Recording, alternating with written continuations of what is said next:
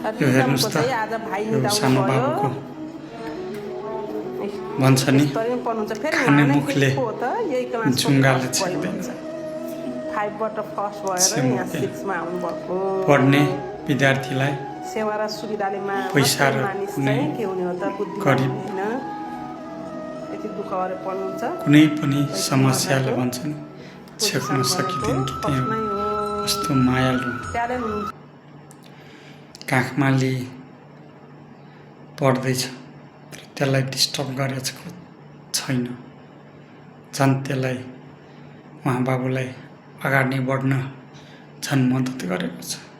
कि उहाँका टिचरले खुद भनेको छ उहाँ फर्स्ट विद्यार्थी हो र फर्स्ट गर्दै आइरहेको छ यसबाट हामीले बाबुहरूको लागि केही प्रेरणादायी सिक्नुपर्छ।